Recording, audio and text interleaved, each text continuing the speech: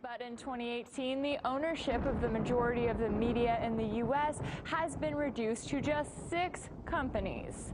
You know, it's just giving too much power to one company, a power that no one company should be able to exercise in a democracy like ours. For example, Comcast made more than $84 billion in 2017, and its holdings include NBC, MSNBC, Telemundo, Universal Pictures, and DreamWorks Animation. Disney made more than $55 billion last year from holdings that include ABC, ESPN, Marvel Entertainment, Walt Disney Pictures, and Pixar Animation. AT&T made more than $31 billion last year from holdings that include CNN, HBO, TBS, The CW, and Warner Bros. Pictures. Then there is 21st Century Fox, which made more than $28 billion in 2017 and boasts holdings that include Fox News Channel, Fox Business Network, Fox Sports, FX, and National Geographic. CBS made nearly $14 billion last year from holdings that were comprised of the CBS television network, Showtime, Simon & Schuster, and various other TV stations and radio stations. And rounding out the list, Viacom made more than $13 billion in 2017 with holdings that include MTV, Nickelodeon, Comedy Central, BET, and Paramount Pictures. We currently make the flu vaccine in chicken eggs. This is actually a technology that was developed in the mid-1900s. It works pretty well, so vaccine makers just have kept using it. In order to make one vaccine, it takes approximately 1 egg. So at this site, there is almost 1 million eggs per day that are delivered. On average?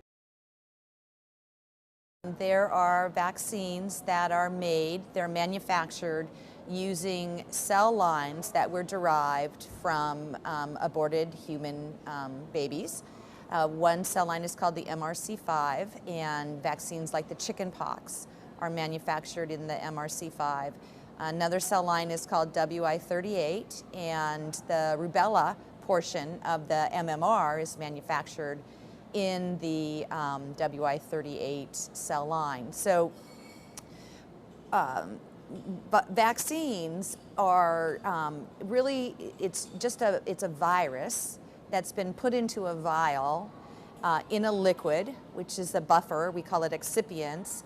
And companies have put in stabilizers so that the virus won't degrade, and other things that kind of rev up your immune system so that they can use lower amounts of the virus and have a greater profit margin. And immune stimulants are things like aluminum and thimerosal. They're also stabilizers, but they rev up the immune system. So all of these things are in the final product, including contaminants from the cell lines that are used to manufacture the vaccines.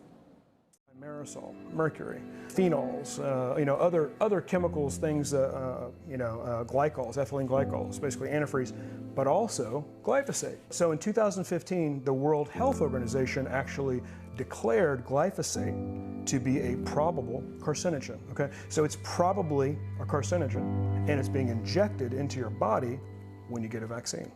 So in effect, injecting a vaccine into someone's body that is contaminated with a probable carcinogen, glyphosate, probably deserves some congressional investigation. We use polysorbate, which the other name is Tween 80, to open the blood-brain barrier when giving chemotherapy for brain cancer, right? We know it opens tight junctions, desmosomes, the blood-brain barrier, the gut barrier, they're all the same, but the scientific or medical name for these things are tight junctions or desmosomes. This is the start of media labeled #1 of the video recorded deposition of Dr. Stanley Plotkin reporting. Counsel, please introduce yourselves for the record. Aaron Siri, co-counsel on behalf of plaintiff. Amy Ruby, co-counsel on behalf of plaintiff. Laura Nusma, counsel for defendant Michael Schmidt. The court reporter will now swear in the witness. Raise your right hand, please, sir. You swear or affirm the testimony you're about to give will be the truth, the whole truth, and nothing but the truth, so help you God? Yes. Good morning, Dr. Plotkin. Can we just make a record under this court? I would just like to clarify that this is being recorded by a video deposition pursuant to MCR 2.315. Good morning. Can you please state your full name for the record? Stanley A. Plotkin. Do any vaccines on the childhood vaccine schedule contain MRC5 human diploid cells? Yes. What are these? Rubella, varicella, hepatitis A. Let's see. What are MRC5 cells? They are human fibroblast cell strain. Okay, and how were they created? They were created by taking fetal tissue and from a particular fetus that was aborted by maternal choice, and the cells, the so-called fibroblast cells, were cultivated from that tissue. The fibroblast cells replicate for about 50 passages and then die. So MRC5 cells are the cultured cell lines from aborted fetal tissue? They're not cell lines. What are they? Cell strains cultivated from an aborted fetus, yes. So cell strains from an aborted fetus? Yeah, they're not immortal. Okay, so they live for 5 generations and then they die? About 50 generations. About 50 generations and then they die? Yes. And then how is more MRC5 created? Well, a seed stock is made of early passage cells so that one can go back to the seed stock, which is, let's say, at the more or less the 8th passage, and make new cells at the 20th passage and use those to make the vaccine. Okay. And so these cell strains are human cells? Yes. Okay. Do any vaccines on the childhood vaccine schedule contain WI38 human diploid lung fibroblasts? Well, they used to, but I don't think anything is made in those cells anymore. They've been replaced by MRC5.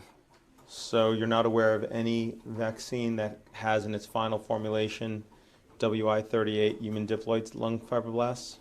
Well, as I said, at one point in the past, RA273, for example, rubella vaccine was grown in WI38, but the supply is insufficient, so MRC5 is now used. Okay.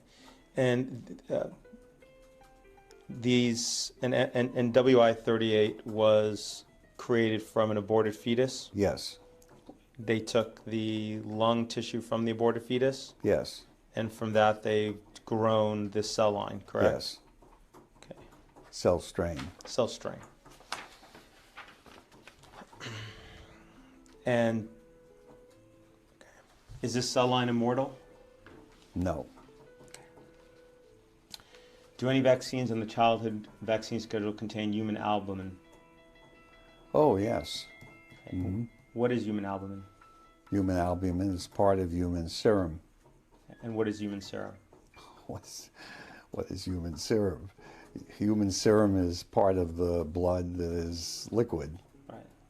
It's the non-red blood cell part of the Yes. blood, right? From where was it obtained?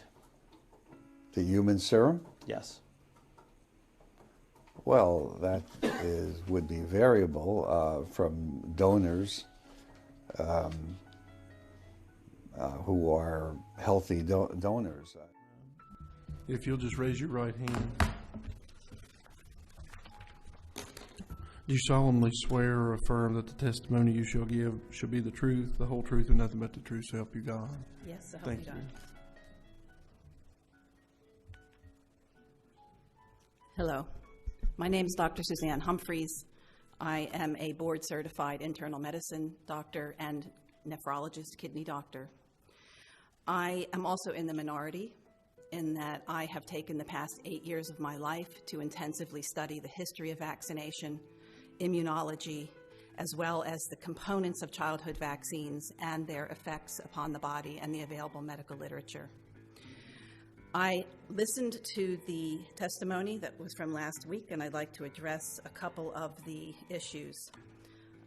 I'm not going to call myself an expert. I'm just going to say that I am an educated medical doctor with a board, with a medical license in the state of Virginia and the state of Maine, and I've taken on the issue because I witnessed my own patients falling ill, in many cases immediately after being vaccinated, oftentimes within 24 hours of being vaccinated in the hospital with no other explanation. So I can certainly attest that while the vaccine injury compensation program exists, that it would not encompass the kind of injuries that I witnessed. I was met with a huge wall of resistance among my peers who had absolutely no information at their fingertips, didn't know the contents of vaccines, didn't know the history of vaccination, didn't know the medical literature. I showed it to them, and I am the author of a book called Dissolving Illusions, Disease, Vaccines, and the Forgotten History that has over 800 references. Most of them are peer-reviewed medical references, and we go through the history of vaccination and dispel a lot of the mythology that I once also fell prey to. I used to berate my friends into vaccinating. I was that doctor. I was the doctor who used to guilt my patients into vaccines until I learned what I know now, and everything changed. And it changed to the degree that this is such an important issue for me that I've given up everything, a huge income, and I'm called a quack, and I'm denigrated by, if you go online, you will see, but it's baseless because I have the information and they don't. So what I would like to discuss first off is that I think there is a false sense of security among people who think that the current vaccination rates are providing herd immunity. There's a vast oversimplification in the thinking of medical doctors, as was demonstrated last week. And it is based on lack of information, and I'm not faulting them as individuals. It's a systemic problem. Medical doctors are not taught what's in vaccines. They are given the vaccine schedule, told they are safe and effective and save lives, as you heard over and over and over again, and as I have dispelled in Dissolving Illusions and many videos that I've put up on my YouTube page. So the problem is that if we want to just say vaccines are safe and effective and save lives, we can all just believe that in a religious fashion, or we can actually sit down and look at the information and dissect that. And that always takes a longer period of time to do. And that's why we're not going to see it done quite as often. So it's going to take me a little bit of time just to explain the measles situation to you, because California was brought up over and over again, and that is used as the demonstration for why we need to get herd immunity up to whatever level. 95% is was touted last week, but I can tell you that there's an article by Majumder who now says that we need 99% vaccination rates in order to achieve herd immunity. But I will tell you that even if we had 100% vaccination rates among every person in this room, every child in the state, that there would still be measles outbreaks if measles was brought in from another country or from someplace else. And that is because the vaccine has failed in its mission to eradicate the disease, let alone to eliminate the disease. In 2005, the FDA put out a report about the contaminants of foreign DNA in vaccines. And they said, in their presentation, we do not know if any of the contaminants that we know exist in vaccines from foreign DNA will lead to the development of any event.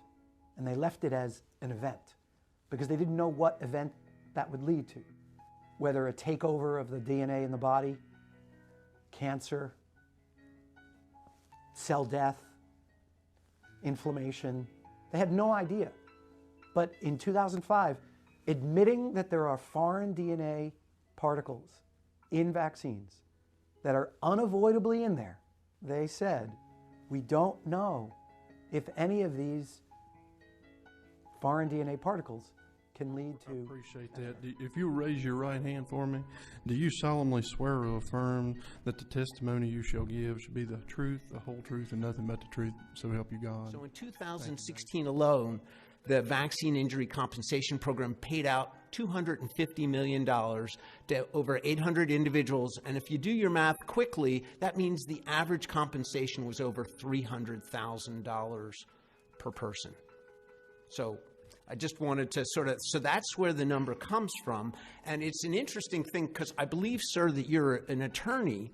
And what's interesting about the Vaccine Injury Compensation Program is that for anything else in this world, you would be liable for your actions. But the vaccine manufacturers are not liable for the vaccines that they produce. And therefore, they don't have quite the incentive to make sure they're safe as if, let's say, we were manufacturing automobiles or seat belts for automobiles. So that, if that's all right, and I don't know how this works, Senator Mann, but I'd be happy if Senator Romano, I have other questions that I was planning to answer, but if Senator Romano wants to ask me about that, I'd be happy to answer any of his questions. Otherwise, I'll keep on going.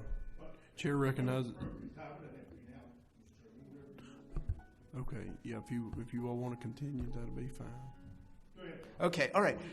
Sure, thank you very much, sir. So Senator Rucker asked, has anyone ever asked about aborted fetal cells to make vaccines? She asked Dr. Young about that. So what I have with me is the printout from the Centers for Disease Control. And I know you can't see it from there, but every vaccine that is made with cell lines from aborted babies is highlighted in yellow. So the adenovirus vaccine, the DTaP IPV Hib, called the Penticil vaccine, the hepatitis A, the Havrix, the hepatitis A Bacta, the hepatitis A, hepatitis B, called Twinrix, the MMR2, the MMRV, which also includes the varicella virus, the rabies virus, the varicella varavax vaccine, and the zosters all are made with cell lines from aborted babies. So there are 10 different vaccines that are made with cell lines from aborted babies. That the aluminum in vaccines is not the same aluminum that you ingest or inhale. That the aluminum in vaccines is in such a structure that it can easily pass into the brain and bring with it viruses and bacteria. That the emulsifiers in vaccines, called polysorbate 80, are used by the pharmaceutical industry to get drugs to pass into the brain across the blood-brain barrier. But they're also in vaccines. In 2011, there was a study published that surveyed over 91,000 children that showed that 54% of those children had at least one of 20 chronic illness. Now, here we are in 2016. I started medical school in 1983. These were not the data we were seeing.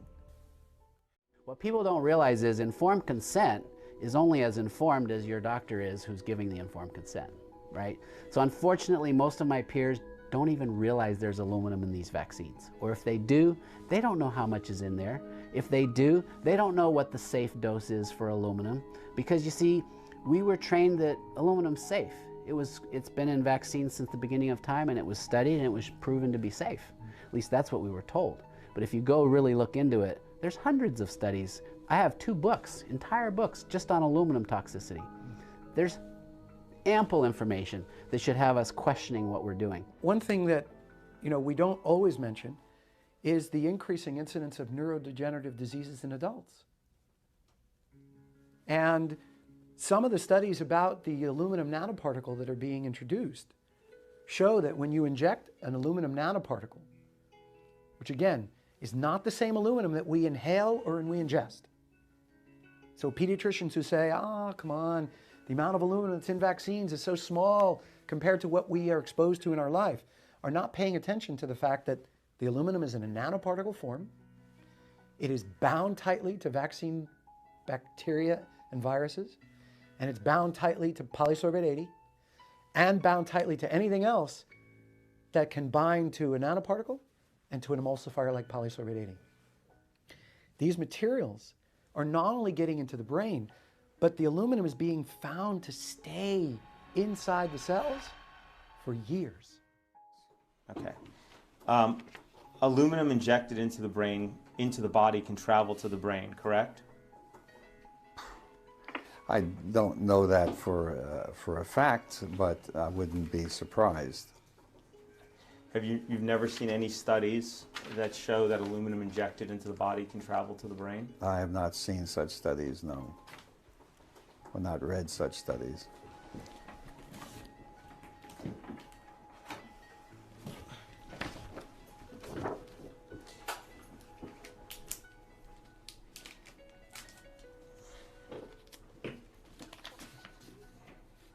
I'm going to hand you what's being marked as Plaintiff's Exhibit 29. Please take a look at that.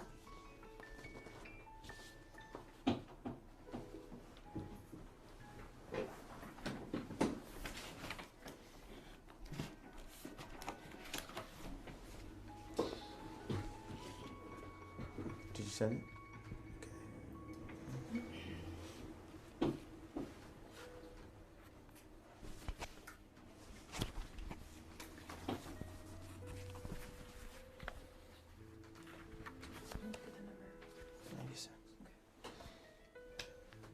In this study, do